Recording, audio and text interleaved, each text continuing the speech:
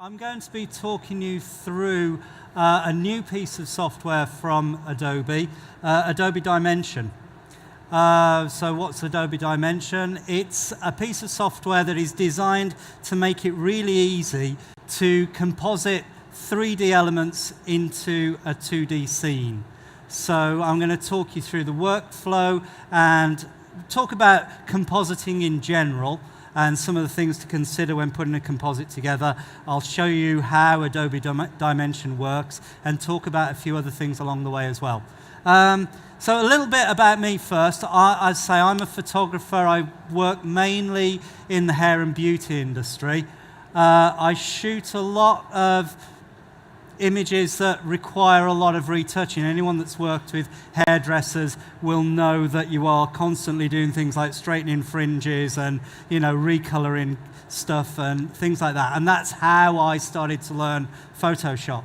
I do a lot of things like this. So this is how I put together a traditional 2D composite. So we start off with an image like this in the studio, probably shot around 1,500 frames throughout the day and edited them down and got to this. Then we produce a mask. I use all sorts of masking techniques. If anybody wants to know about that, you can catch me on one of the booths outside. This is a channel mask. We then choose a background. This background was just something I shot once a weekend away in Wales, got my little compact camera and just shooting backgrounds, sitting outside the pub as the sun went down, and then stitching them together to produce something like that. That was for a series of images I did, which was for a hairdresser called the Salon 13 project. They get a little bit more complex, things like this. So this one here, again, it's quite a big composite. We've got one shot of that guy. The couple is another shot. The main part of the castle that you can see there is about 4 or 5 shots all stitched together. We've got content-aware fill creating things like this bit of rock here that didn't actually exist. The shadow's another element. All of the bats were downloaded from stock libraries, and then I used the Puppet Warp tool to change the angles of the wings and things like that. The background through the arch, that's more castle elements, again, all stitched together. And finally, you can just see up there, we've got a moon. And the moon was created using a 3D program. I think it was in one of the magazines like Advanced Photoshop.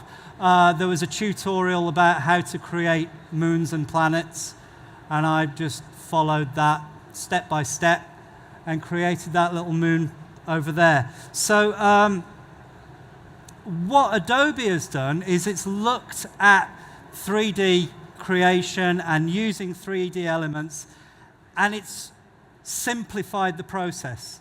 This took me a long time to get right, lots of fiddling about and moving things around. And what Adobe has done is they've created this new piece of software, Adobe Dimension. And as I say, that is designed to make the whole thing a lot simpler. It's been really set up and designed to be used by illustrators, designers, ad agencies, people like that, to put together images that you can either use directly in advertising, or you can put together a composite image so you can show the client how the thing will look when we've actually produced the whatever it is and shot it in situ. Yeah, so it's a shortcut for doing that. But I like to use things to do things that are a bit more creative, so I'm hoping towards the end of this I'll be able to show you how that works. So what I've got to do is I've just got to jump out of my slideshow here, and I'll pop this up. This is when you launch Adobe Dimension, the first thing you see is this screen. So we've got these little panels here that give you quick tips, that give you a guided tour to how the whole thing works. It is quite intuitive, but you've got that there if you need to refer to it. and you can look at other people's work that they've created within Adobe Dimension for a bit of inspiration, for a bit of guidance on what you can do. So you can see there we've got create new project and open project. I'm going to create a new project and give it a second to launch. Here we go. And I can now make that full screen. So we've got our main stage area here, and you can see it's like a table going off into infinity. Yeah, and that is where we're going to drop most of our project. Over here, we've got context-sensitive stuff that you will see will change as we do things within Adobe Dimension. Over here, this is all our assets, and then that little strip there is our Tools panel. So I'm going to talk you through and show you how it all works. Now, as it is at the moment, this panel here, it's divided up into different different sort of areas. So you've got location and you've got identity and things like that. It's grouped them together as packages. But if you flip over to the next one, we've got a whole load of products. Now, as I say, this has been set up initially primarily for designers and for advertising people, that kind of thing. So they're kind of things that they would use. I'm going to show you how we can do things that are different. Sorry, let me just go back because I didn't talk you through that. To get the stuff out of there and onto the stage, we can either grab it and drag it and drop it, or as I just did, just double click it, and there it is. So you can see that bag. The first thing you notice about the bag is it's rather big. It's too big for our stage. This is where we now move over to our tools over this left-hand edge here. We've got a move tool, and I don't know if, can you see where my mouse is? I've got this kind of three-way set of arrows. That allows me to move the object around. So I can move it on the stage backwards and forwards, and I can move it up and down. When I move it up, it's moving it above the image plane, and if I go down, I can actually push it below the plane, and you can see the blue outline is telling me that that bit is sitting below, underground. So we're going to pop it back on there. The next one down, by the way, so a lot of the shortcuts and things like that are things you'll be familiar with from Lightroom and Photoshop and the rest of the Adobe family. So the shortcut key for the Move tool is V, exactly the same as in Photoshop. Move down to this one. This is my Scale tool. Again, I've got a triangle there with 3 corners. The center bit, that gray area there, that allows me to scale the image up and down that way. But if I grab one of the corners, I can actually stretch it in any direction. I can make it taller, shorter. So you can start to manipulate your 3D object. The next one down, that gives me a rotation view, so I can switch it around. Again, you can see it disappearing below the ground plane, which is perhaps not what we want.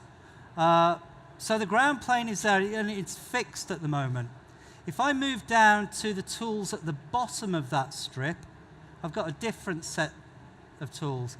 And what this does, where those top ones manipulate the object on that ground plane, this bottom set of tools here, they manipulate our point of view. So it's like sort of being in a helicopter and moving around the subject. So if I now choose that orbit view there, I can then move around the subject, and we can see inside the bag, we can see underneath the bag, etc., etc.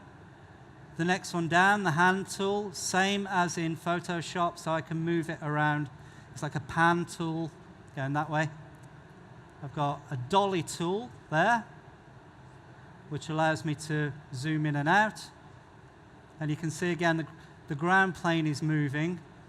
unlike with the Move tool on there, where I'm actually physically moving the object backwards and forwards in the scene. And then we've got a Horizon tool, which allows me to adjust my perspective on the object. So let me just choose a different subject, because there are a few here. Oops, not that one.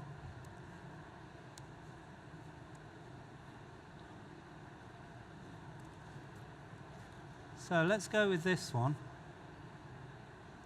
because the lovely people at Photoshop have given us tools we can play with. So I'm just going to go into Zoom and make it a bit smaller so we can see inside it. Go to our orbit view. If I rotate that, can you see we've got a box in there? So over on this context-sensitive panel here, we've got environment, which we'll come back to in a minute, and then you've got one that says bag with cut-out handles. Now you can see that that's a folder. Inside the folder, we've got the bag itself and the box. So if I select the box and then select the Move tool, I can actually move that box in and out of the bag, which is quite cool.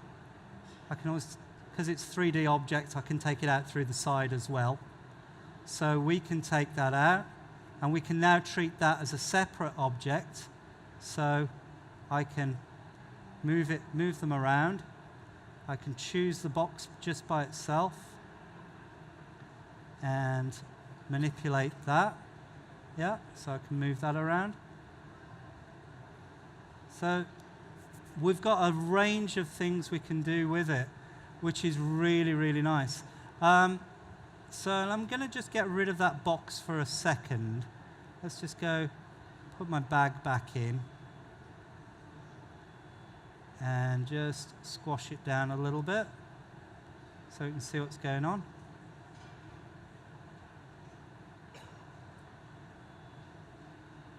Right, so go back to the bag. Now, the next thing we will need to do is we've got this kind of black bag thing there. We've got materials. We've got a whole range of materials here that we can apply to the bag. So we'll choose something appropriate, glossy plastic. So we've now got a bag that is a glossy plastic bag rather than a black bag. So again, I can just move around. And you can see how easy it is to do all of this. But what I want to do now is I want to put that into an environment, because as I say, we've got a 3D object there, but this is about compositing 3D objects into a 2D space. Over here, I've got a set of environments. Now, something I should mention is that these environments are just things that are bundled in. The same as those 3D objects are things that are just bundled in with the software. So you've got something you can work with, something you can start playing around with and getting used to the environment. But it's not the only thing that's available. Right down here, we can access Adobe Stock. And we've got a whole bunch of other 3D elements. Now, some of them are paid. You buy a license. Some of them are free. You can just get them from the stock library. Something for anyone that does do 3D creation or is interested in that kind of thing, you can supply 3D models to Adobe Stock. I mean, I could give you a whole list of the ones that I want. There's some fantastic things that I need to do, projects that I'd like to work on. I don't have the skills to create these 3D objects. There are 4,446 currently on this list here, but there are also thousands and thousands and thousands of others, both paid and free, from third-party 3D libraries, which you can import, as long as they are .obj, which is the extension file that Adobe Dimension recognizes, which is one of the standard 3D file formats. As long as it's OBJ, you can import it into Adobe Dimension. And I'll show you that in a few seconds. So let's just pop out of that. So as I say, I want to put this into a background. We've got these backgrounds here, but to be honest, I want to stick it into one of my backgrounds. So again, that's really easy. We just go File, Import, and import an image as a background. And then I can choose an image that I want to use. Let's just choose this one for the sake of. Now, it's now going to come up with a dialog that says Match Image, asking me, do I want to create an environment light? An environment light is kind of the light from the ambient room in that 2D image being reflected into the 3D object to make it look a little bit more realistic. Do I want to match the camera perspective? Well, yeah, I do, because I don't really want it in midair floating around like that. So we click on yes, and it's changed the character of the subject. We can move it now, move it down.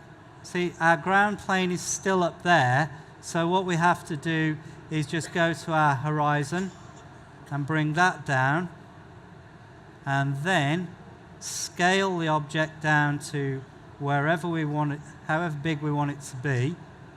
And let's move it around. Ground plane's still not quite there. Let's bring it down a little bit more. And we can sit the object onto the ground plane of our table. Now, you still see that this is not looking very realistic. It's not a fantastic looking image at all. So we need to start playing with that. So this is where I mentioned earlier on, we've got this environment setting. We've got our environment light, and we can change the intensity of that, and we can change the position of the lights that are reflecting into it. And then also just here, we've got a button called Sunlight. So if Sunlight's not a great name for it, it just means a light that's in our scene. I lit this with a couple of ProPhoto heads in the background, so I want to kind of match what that does. And I can change the intensity of that light. I can change the position and the rotation of it. So I can kind of try and match the light of the scene in there. So whenever I do composited images, and I'm doing a 2D image with another 2D image, there are so many things that you have to consider. You have to think about the height of the camera, the focal length that you're using, the aperture and depth of field, the direction of the light, all those kind of things as you're putting the composite together. One of the beauties about working with 3D models is all of those things are adjustable afterwards. So like I say, I can move the light around and put it where I need it to be, rather than having to recreate the image again and again and again to get it right. Something I always advise for anyone that's doing a 2D composite is do your background image first. Because if it's lit by the sun, it's a lot harder to move the sun to match the light on the subject that you shot in the studio than it is to do it the other way around. So you do your background, then you shoot your studio shot, and you move your lights around to match. Yeah? Of course, now with 3D images, I don't need to do that. I can just do it all in post-production and move the thing around. So one thing I didn't mention about the materials, we've got this materials thing here. If anyone's got the iOS apps on their phone, there's one called Adobe Capture. Now, Adobe Capture allows you to take your phone or your iPad or whatever it might be and capture an image of a material, a textile, a fabric, a concrete floor, a brick wall, whatever you want it to be. You can capture it there, upload it to the cloud, and then it will be available in this panel here, so you can create your own bespoke materials. You're not stuck with the ones that are supplied. And again, if you want to go onto Adobe Stock, people are creating their own materials, uploading them to the cloud and allowing you to do stuff there as well. So you can just download, drag and drop stuff onto your project. And it's really easy. If you want to change the nature of that, you just drag it on and you can change it as many times as you want. Yeah, really is that simple and straightforward. So once you've got it to that stage, what you need to do then is to render it back out into a 2D finished image. So what we've got is a couple of tools that allow us to do that. We've got a render preview. So you can see it slowly builds up the image. And we can let that run, and as it'll get better and better, but it is quite processor intensive. It is soaking up a lot of the resources of your computer. So I'm going to turn that off for a bit. One thing I didn't mention is this lovely little tool here. So camera bookmarks. So let's say I'm going to take a camera bookmark there, just add view number 2 in there and save it. So if I have done that and then I decide, you know what, I'm going to move this around. Let's get my bag. And, oh, I've accidentally done that, but I want to go back to how it was before. It's like a snapshot in Photoshop that I can just click on this. And it's not, of course, it's not going to do it now, is it? Typical. Okay, we found a bug. It's been doing this all day for me. Typical. Anyway, it will snap back. Thank you. It'll snap back to where it should be. I don't know why it's not done that. Heat at the moment. So, let's go back to our render. So over here, we've got our design tab, and then we've got a render tab. The render tab is the engine that will create the final image, because what we're working with at the moment is a very low-res, rough kind of look to the image. If you're doing this, I would suggest that you start off with low-quality, fast renders. So low, fast, and then go to a PNG file. Something like that will take a couple of minutes to render. It's not the best quality, but it's good enough to see where the shadows are falling. You can start to see where the object might need a bit of extra work, where you might need to change some of the materials or change the reflections or whatever. When you're happy with it in that low-res format, then change it to high and 16 or 32-bit PSD and save it out as that. Now that can take, depending on the complexity of your 3D object, it can take a few hours. And obviously it depends on the speed of your computer, the amount of available memory you've got and things like that. So it's a bit of a mixed bag. You don't want to do it 2 times because it does take a while. So get it right first in the low-res environment and then take it into the high-res and export it that way.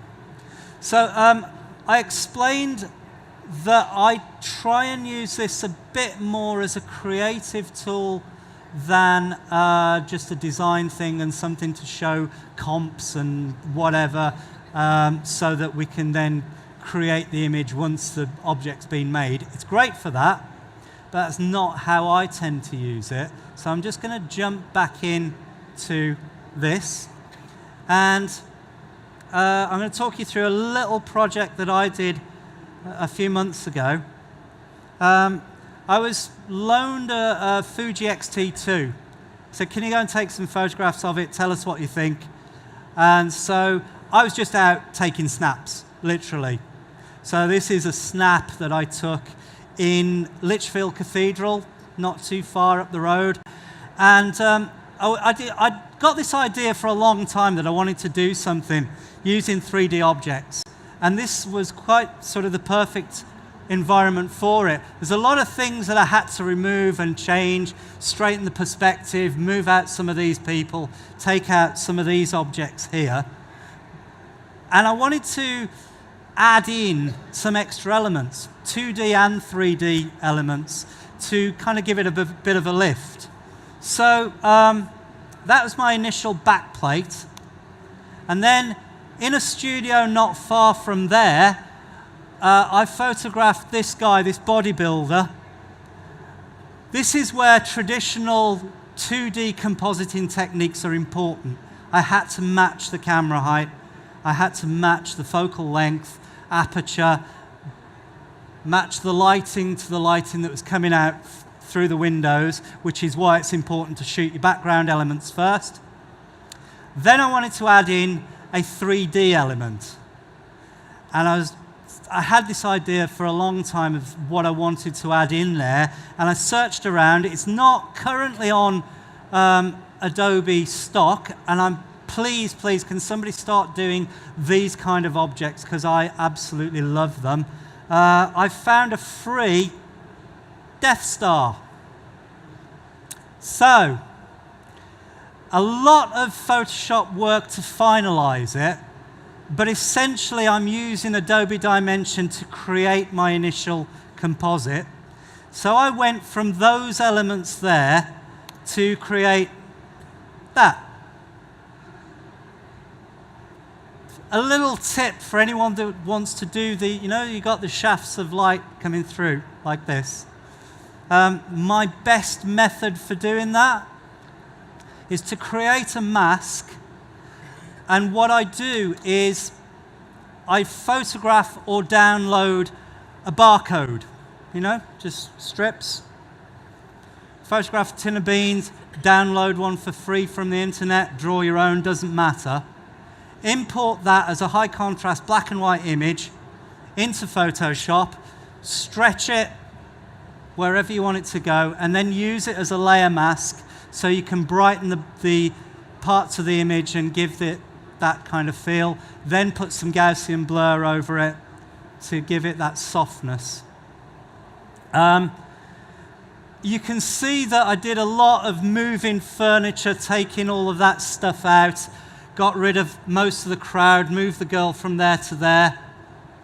I wanted to just finish it off, round it up with just taking it to an extra level, because although I quite liked having this wide format image like this, but my original idea was to create one of those 1950s pulp fiction magazines, which is more that sort of format. I wanted to kind of do an updated version, so we've got the Death Star in there and things like that, but I was going to create more of a magazine kind of cover and add in text and things like that. So with Adobe Typekit, I was able to do something like this. It's not all Adobe Typekit. I'd got a few type files from another project that I added in there as well, but the majority of it is taken from Adobe Typekit. Now, for the very, very nerdy people amongst us, hands up, Star Wars fans, yeah, okay, so we've got a lot of little kind of details in there. Atlas Botalicus was my name for the project, but everything else in the image has got some kind of Star Wars connection. I'm not going to go through them all because, anybody that really wants to know, come and have a chat to me afterwards. But things like we've got the authors of the various chapters of the book. Orrin Ashford is an anagram of Harrison Ford. Archie Ferris, Carrie Fisher, Mark Hamill, and George Lucas down here. And the whole thing goes through. So it's a bit of a play on words and things like that.